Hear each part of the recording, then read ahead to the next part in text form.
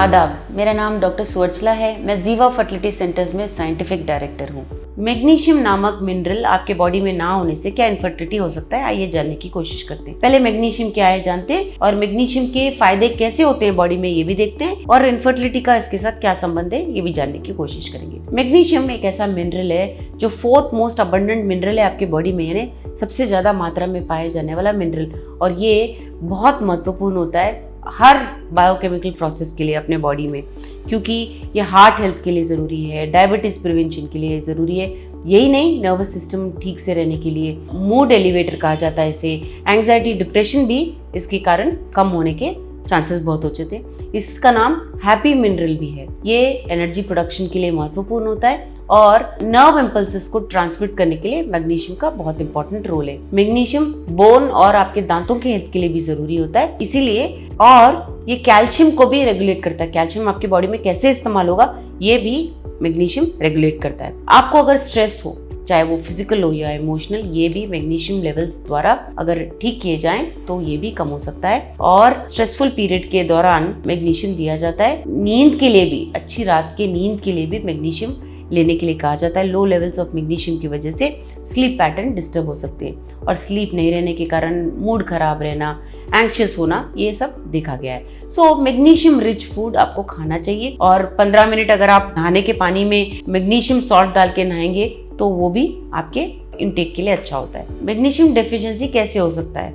Magnesium deficiency usually अगर आप एक प्रोसेस्ड फूड का डाइट रखते हैं, जैसे कि पैकेज्ड फूड लेके आते हैं, आप वो ज्यादा कंज्यूम करते हैं, तो अवश्य आपको मैग्नीशियम डेफिशिएंसी हो सकता है। कुछ ऐसे सिम्टम्स होते हैं जैसे कि poor blood circulation, muscle cramp होना, spasms, nervousness, anxiety, heart beat disrupt होना या बोन मास कम होना, डेंसिटी कम होना, पीएमएस प्री मेंस्ट्रुअल सिंड्रोम होना महिलाओं में, ब्लड प्रेशर के प्रॉब्लम्स होना, ज्यादा क्रॉनिक फैटिग यानी कि थकान होना, एनीमिया, ये सब मैग्नीशियम डिप्लीशन के, मैग्नीशियम कम होने के सिम्टम्स हैं। मैग्नीशियम और फर्टिलिटी का भी संबंध देखा गया है। मैग्नीशियम रिच अगर आपका डाइट हो, यानी कि आपके खाने में मैग्नीशियम अच्छी तरह से, अच्छी मात्रा में हो, तो इंसुलिन सेंसिटिविटी ठीक रहता है, ओव्यूलेटरी फंक्शन भी अच्छा रहता है, जिसके कारण पीसीओएस भी मेंटेन रहता है, यानी कि पीसीओएस ज़्यादा फ्लेयर अप नहीं होता है।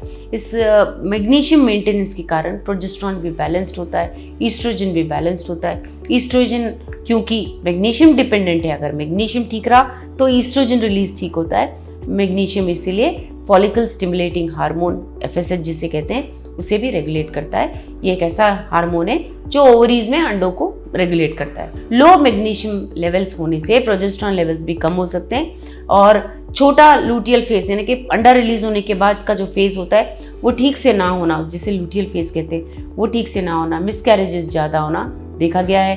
पीएमएस प्री मेंस्ट्रुअल सिंड्रोम ज़्यादा होना भी देखा गया है। मैग्नीशियम बहुत ज़रूरी होता है कि पीरियड के पहले अगर लिया जाए तो सेरोटोनिन नामक हार्मोन रिलीज होता है जिससे आपको अच्छा महसूस होता है, फील गुड हार्मोन कहते हैं इसे।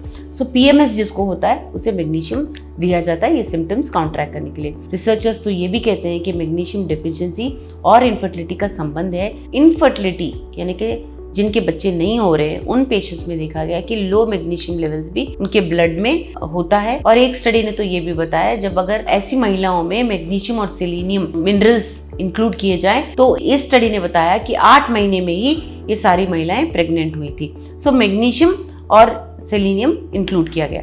ये स्टडी ऑफ कोर्स सारे फैक्टर्स को ध्यान में रखता है, ट्यूब ब्लॉक ना हो, स्पर्म्स ठीक हो, वगैरह वगैरह। सो अनएक्सप्लेन्ड इनफर्टिलिटी जब हो रहा था, यंग पेशेंट्स थे, तो उन्होंने देखा कि मैग्नीशियम फोर्टिफाई करने से अच्छा असर रहा। मैग्नीशियम होने के कारण आपके बॉडी में इन्फ्लेमेशन भी कम होगा।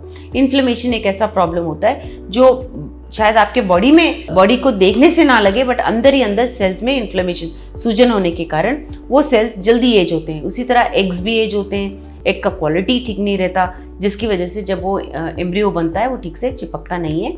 मैग्नीशियम रिच फूड आपको अवश्य अपने डाइट में इंक्लूड करना चाहिए। स्पर्म प्रोडक्शन और मोटिलिटी हरकत में भी मैग्नीशियम का बहुत इंपॉर्टेंट रोल देखा गया है। मैग्नीशियम रिच खानों के बारे में अभी बात करते हैं। पालक, एवोकाडो, रास्पबेरीज, ये बेरीज होते हैं, बादाम, केला, डार्क चॉकलेट, दाल, किसी भी तरह का आप दाल ले लो उसमें भी ये अवश्य होता है। ब्राउन राइस, लेग्यूम्स जैसे कि बीन्स वगैरह, फिर टोफू, फैटी फिश जैसे सामन हो गया, सारे लीफी ग्रीन्स, पंपकिन सीड्स हो गए, फ्लैक्स सीड्स हो गए, ये सब आपको अपने खाने में इंक्लूड करना चाहिए। क्या आप जानते हैं सबसे ज़्यादा मैग्नीशियम कौन से फ्रूट्स में होता है? फिग्स में, यानी कि अंजीर, एवोकाडो, बनाना में, रास्पबेरीज में। तो ये अगर आप अपने खाने में इंक्लूड करोगे तो आपके लिए बहुत लाभदायक होगा। इसके बारे में और जानकारी के लिए अवश्य जीवा फर्टिलिटी सेंटर्स आएं। धन्यवाद। हमने इस वीडियो बनाने के लिए बहुत मुशक्कत की है। मेहरबानी करके हमें लाइक और सब्सक्राइब ज़रूर कीजिएगा।